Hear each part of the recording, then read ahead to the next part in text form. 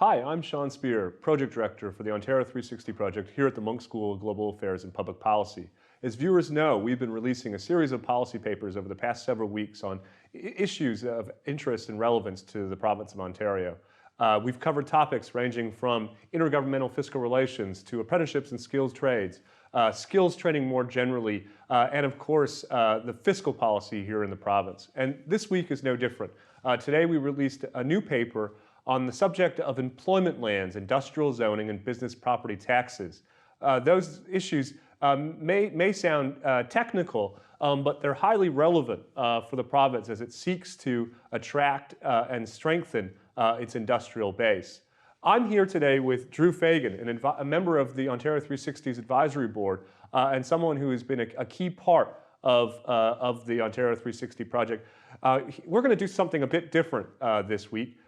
Today's paper was produced by me, the Ontario 360 Project Director, and so instead of me asking questions, I'm fortunate to have Drew here to talk a bit about the paper, its key findings, its recommendations, and why it matters for the province of Ontario. Thanks, Drew. Thanks for your support for the project more generally and for your participation in today's policy breakfast session. You talk a little bit about the issues. You really talk about two: employment lands and business taxes. In one case, employment lands, the provincial government, the new provincial government, has taken action. In the case of business taxes, which are really, you describe as a pernicious tax, various governments have taken some steps but haven't really reformed the system. And you talk about the way those two issues come together. Describe that a little bit, and you also describe both those issues as sleeper issues. Why are they sleeper issues? Well, maybe let's start with basics. Sure. Employment lands are lands that are zoned for commercial or industrial properties. Think of the land on which the General Motors plant sits in Oshawa, or a business tower sits here in the city of Toronto. And in our municipalities in the Greater Golden Horseshoe region and across the province, we have land that's zoned for employment, and we have land that's zoned for residential use. And there's been a lot of focus, understandably, on residential lands because of housing affordability challenges here in the GTA and the need for more housing supply to get at those housing affordability challenges. And that work's important. But what can't be neglected as policymakers are focused on housing supply and residential land use is that the province needs to have an adequate supply of predictable and affordable employment lands if we're to strengthen and attract industrial investment. It seems intuitive, but when we think about the different factors that inform business investment decisions, we rarely think about land. Right. We talk a lot about taxes or access to labor or transportation or all of the various factors that inform business investment decisions. But the truth is, land is a big part of it. There's a growing body of research that shows that access to predictable and affordable business land is a major part of what influences where a company chooses to invest or build new plants or even expand existing ones. And so the paper makes the case that as U.S. cities and states are being more strategic about zoning with respect to employment lands, Ontario policymakers need to do the same. And that's challenging because, of course, as I said, there's been an understandable emphasis placed on residential lands.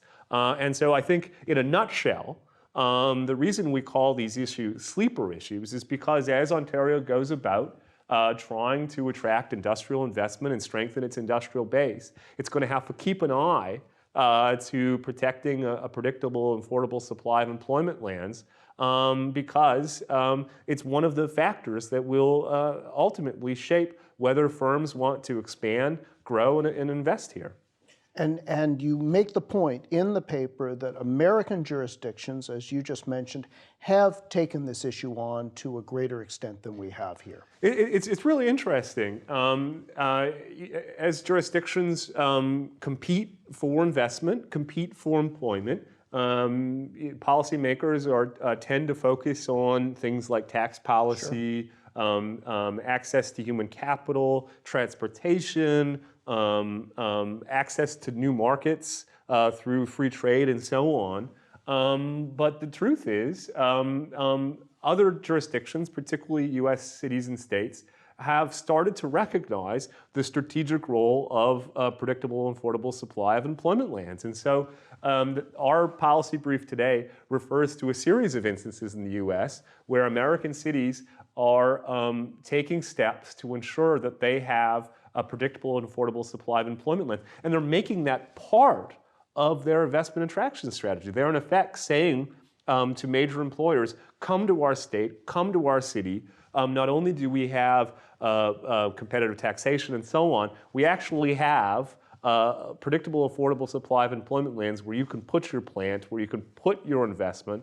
And so as Ontario goes about advancing its open for business agenda, our paper argues that thinking about the place of employment lands in that overall strategy is going to be critical.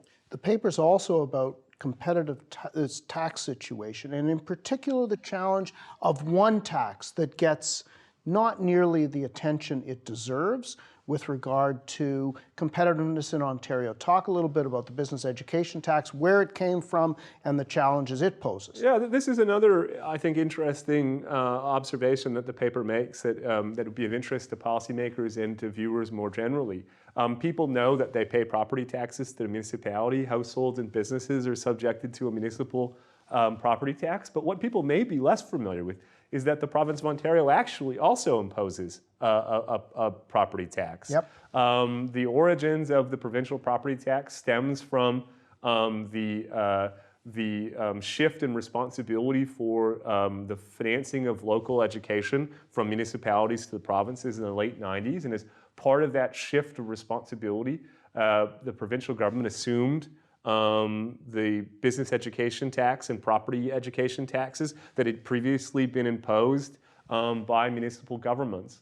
And so ever since, the province of Ontario has been collecting education taxes on businesses and households here in the province. And it's not an insignificant tax. The province raises about $4 billion a year through business education taxes. Yep. And as you say, these taxes are highly damaging. They are insensitive to profits, and they're in effect a tax on investment instead of profits, like, say, corporate taxes. Secondly, they are applied unevenly across the province, and so business education taxes are higher in some municipalities and lower in others.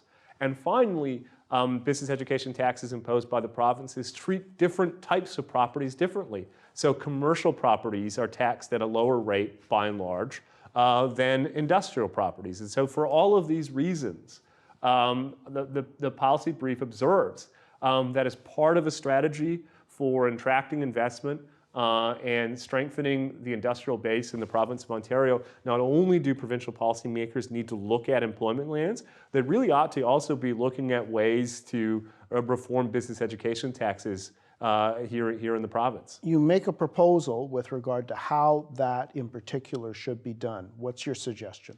Well, it seems to me in the immediate term, the provincial government should be aiming to gradually reduce business education taxes to compress the gap between places. Remember, I mentioned that presently it's applied unevenly. And we should be trying to move, at least over time, to a single rate so that business education taxes are applied equitably no matter what your postal code is.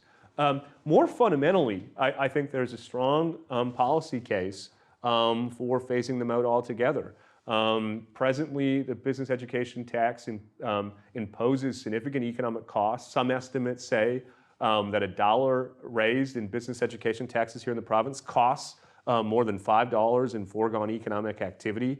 That gap is significant. And so, while the province may not have the fiscal capacity to phase out business education taxes altogether as it aims to reduce and ultimately eliminate the provincial budgetary deficit, it seems to us that this is an area that ought to be a priority.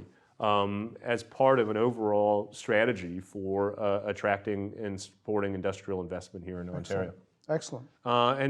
So maybe with that, we would just encourage viewers to go to ontario360.ca to find today's policy brief, as well as the others that we've released over the past several weeks. We'll be back to you one final time in the current tranche of papers with an upcoming policy brief on electricity procurement here in the province, another important issue that has serious effects on the province's business environment and its ability to attract and strengthen industrial investment.